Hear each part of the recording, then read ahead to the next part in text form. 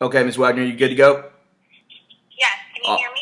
yes, ma'am, I can. Yes, ma'am, I can. Okay. Okay, I'm in the car, so. Oh, yeah, yeah, no worries, no worries. We came prepared. Okay, good.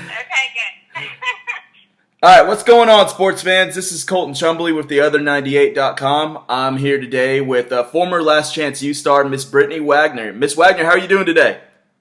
I'm great. How are you guys? Well, we're great. We're great. Thank you so much for taking the time to sit down with us today. I know your schedule gets pretty hectic, so. Yeah, you're welcome. Actually, tomorrow is my daughter's birthday, so we're doing a little birthday celebrating today, tomorrow and Friday. Oh, fantastic, fantastic. How old is she turning? She will be 10 tomorrow. Awesome, awesome. That's great. Yeah, double digit. There you go. Yes, ma'am. Well, what really have you been up to since the show ended? I know season 2 ended, and you were leaving East to go ahead and start your own company. Is that something that you're still involved in, or? Yes. So I actually left East in February. That was kind of deceiving on the show. It looked like I left in the summer, but I actually left in February and just took some time to really kind of think about like what I wanted to do. And Okay. I loved what I was doing. I loved working with athletes. I knew I wanted to keep doing that. I just didn't really know where I wanted to do it or how I wanted to do it. So I ended up deciding just to start my own company. I moved to Birmingham, Alabama, which I love, and started 10,000 Pencils, where right now, really what I'm doing is traveling around the country, do a lot of motivational speaking, and I do a lot of working with the adults, so a lot of training, counselors, teachers, administrators, on how to just better work with the at-risk athletes. And then this next year, I'm going to take on 4 high school seniors. So I'll be working individually with 4 high school senior football players Oh, man. for this Okay. next year, just working with them one-on-one. I'm really excited about that. Absolutely. Yeah, that's fantastic. That's fantastic. So you still get to interact with athletes while talking to, I guess, their mentors and their motivational figures. Yeah, which that's the part, that was the hardest for me when leaving East, was just not having the daily interaction with the athletes. That was, the whole reason that I do what I do. And so Absolutely. it's been a little weird over the past year to figure out how to get back into that without really working for an institution. But I think we figured it out, and so I'm really excited. I started a foundation, so we're scholarshiping these athletes into the program so they don't have to pay for anything, which is really important to me.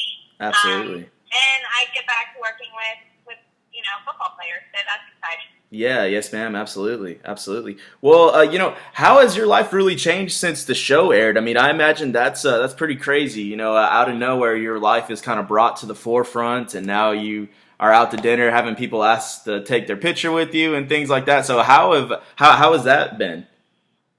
Yeah, that has definitely been the strangest part for me. I try to explain it to people, and I don't really do a good job, but when you're an actress or somebody who maybe a musician, and you're kind of seeking that attention and seeking fame, and so I think you're kind of prepared for it in a way because it's something that you're looking to do.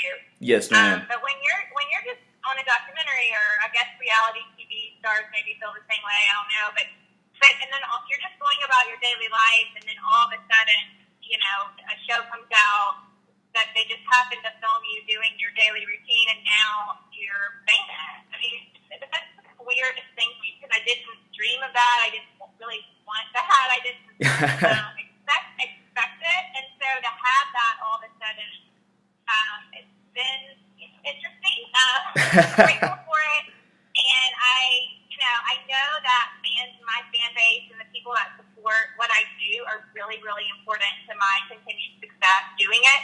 Absolutely. So I am never disrespectful to people. I will always take the picture. I will always, have a conversation because it's people those are the people that actually care about what I'm doing. And, that's important to me. So I love it. I love the fact that I have fans.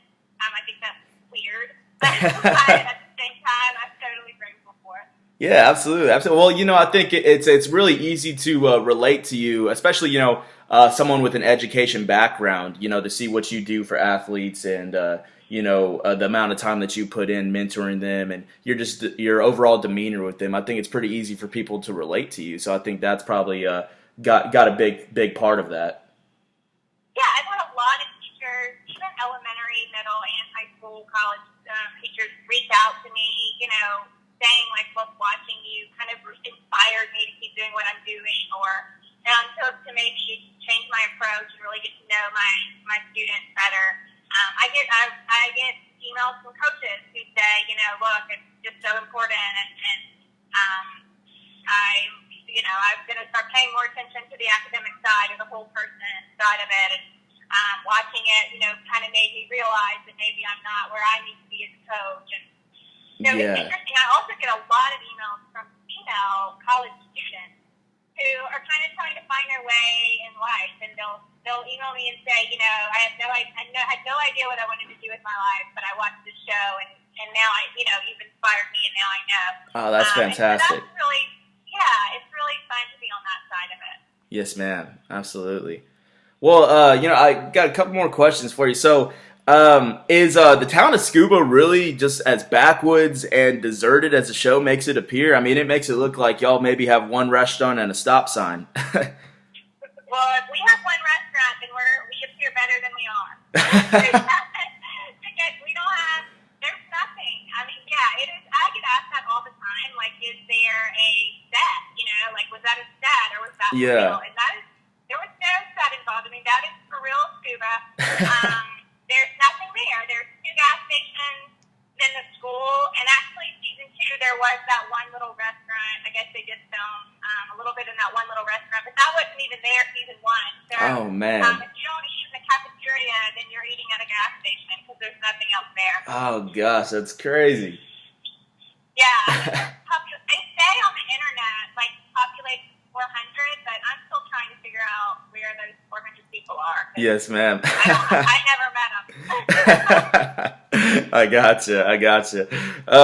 Well, was there anything on the show that didn't make the final cut that you thought maybe should have, or maybe was there anything that you thought was misrepresented then?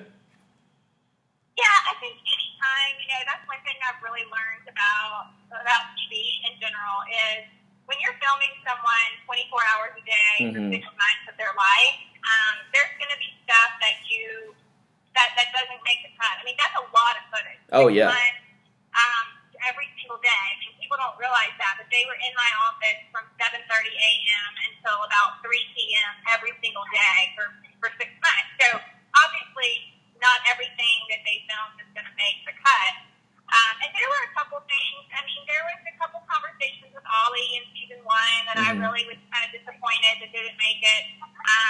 There were a couple things. Chauncey Rivers in season 2. Chauncey Rivers and I had a really special relationship, and he had a lot to overcome academically, which I didn't think was really portrayed very well on the show. I didn't think they really explained that, like all that he had to kind of overcome to get back to D1. I felt like they kind of left that out, and they left out a lot of the special moments, I felt like, between Chauncey and myself, and really Dakota and myself too. Absolutely. The 3 of us had a really special relationship. I mean, obviously there's some scenes. There was also some scenes. They filmed a lot of me and my daughter, like at home in our personal life, and a lot of that didn't make the show, which, I was a little disappointed in that, just because you kind of want people to see all of your life and not just the working environment of it. But, absolutely. But overall, super happy, and I mean, so grateful for Greg Whiteley, the producer, and I think they did a fantastic job, and I have no regrets in it. Absolutely, yeah, and it's crazy because the show just spread like wildfire, which is really cool to see. I know. I had no clue. I mean, I'll just be honest, I didn't have Netflix. Oh, wow. So I didn't really even know what it was. Like, I don't know. I lived a really simple life, and so I didn't have Netflix or Hulu. I didn't do all the streaming stuff, so I really didn't know what. I had no idea what I was in for. Yes, ma'am. Absolutely. Well, you spoke a little bit about season 2. How heartbreaking was that to hear about Isaiah Wright? Yeah, that's one of the things that you realize in the career that I chose. I mean, I've been doing it for 15 years, and two years or else. But, over that time span, you can't save everyone. And there's going to be people that make mistakes along the way, and you think that you've taken them to a certain point, where they maybe overcome some things, and then they fall backwards, and it's disappointing and it's heartbreaking. But it's reality, and I think we all have those moments in our lives. I'm devastated by it. I honestly, people ask me, well, what's going on with it, and I don't know because I can't even bring myself to read the information. It's just too devastating for me. Yeah. Isaiah had a lot of things to overcome in his life, and I felt like, I felt like we did a decent job at helping him along the way, but obviously he wasn't there yet. Yes, ma'am. Yeah, that's and that was a guy who had so much to overcome from such a young age, and that's definitely a tough situation. I think, and I think that speaks to just the rest of us really being cognizant and aware of the foster care system in this country, and like what some of these kids who do not have parents, and they don't have parental guidance, and they grow up in some of these just awful environments, and then we expect them to turn 18 and just get over it. And completely adapt to a new environment, absolutely. Right, and I think that's unrealistic because not everyone has a great, charmed life that I had growing up. Not everyone had the educated two-parent household where you had everything you needed and were equipped to go to college. I mean, that's not reality in this country. For us to expect everyone to perform on that level when they're coming into this situation with such a severe disadvantage, yeah. Yeah, I mean, if I had gone through half of what Isaiah Wright had gone through in his life, or Ronald Ollie, or DJ Law, I don't know that I would have even made it to college. So, absolutely. I just think we have to be more aware in this country of where people have come from and what they've gone through as children. And I think we also need to wake up and solve some of this problem. Yes, ma'am. Absolutely. Absolutely. Well, kind of on the opposite end of that spectrum then, who has probably been the most rewarding athlete you've worked with?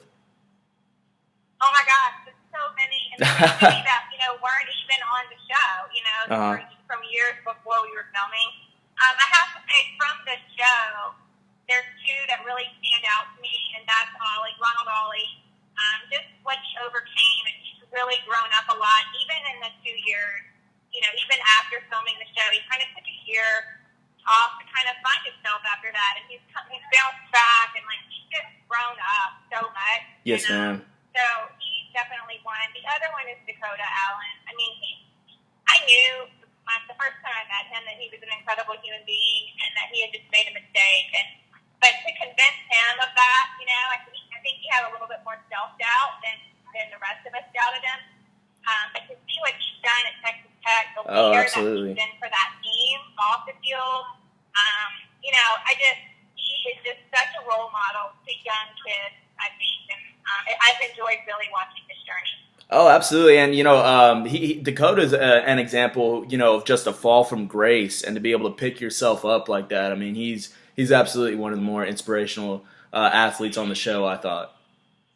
Yeah, he really, and I think he beat himself up for the mistakes that he made, maybe more than the rest of us did. Mm-hmm. And I think he really learned forgiveness out of the whole thing. And I hate to speak for him, but I think that he really learned how to forgive himself and how to not, you're bigger than your worst mistake, and it's just to find who you are. It's what you did. Absolutely. And I think he really learned that, and he's just been so fun to watch. Absolutely. And he's got one more year at Texas Tech, and I can't imagine the havoc he's going to. He is incredible on the field, and I can't wait to watch him this next year. Absolutely. Absolutely. I got one more question for Ms. Wagner, then I'll go ahead and let you go. Just in your experience, how do things differ for these guys, from when they're at scuba to when they eventually transfer to a university setting? I think it's a huge jump. I don't know football-wise if it's up. I think our football program is pretty rigorous. Mm-hmm. We have so many D1 players on the team that I really think they do run a D1 program as far as the workouts and the weights and the play, the aggressiveness of the play. So I'm not sure how much. I mean, I know it's still a step up from that on the D1 level, but I think it's just there's more. There's more life. There's more sparkle. No matter where you go, there's more attention drawn to you when you're a D1 player, especially if you're at a Power 5, which a lot of our guys are at. Mm-hmm. And I don't know that they're prepared for that because Cuba, you know. Miss Wagner, you there? What's up there? Okay, yeah, sorry, phone cut out real quick. Oh, sorry, we lost. Yeah, the way when you're in Cuba, like there's nothing there. There's not a lot of distractions. You know, and I think when you go to that D1 level, there's a ton of distractions. There's a ton of pressure, people pulling at you. I do think time-wise and management-wise, it's a lot different when you go to the D1 level from a high school or a junior college program. Just the time restraints and the study hall, the tutoring, the workouts, the weights, the meetings, yes, and then community service, like all the things that you're expected to do. I think you've really got to buckle down and get your priorities straight at the D1 level. Yes, ma'am. Absolutely. Absolutely. Well, Ms. Wagner, thank you so much for taking the time to sit down with us. Really appreciate it. Like I said, I know your schedule's busy, but, like I said from the jump, you're definitely one of the most inspirational figures on from the show. It's fantastic to see all the good that you're doing for young athletes, and I hope that continues. So thank you so much. Thank you, guys. Thank you so much for having me. Yes, ma'am. All right. I appreciate it. Great. Bye-bye.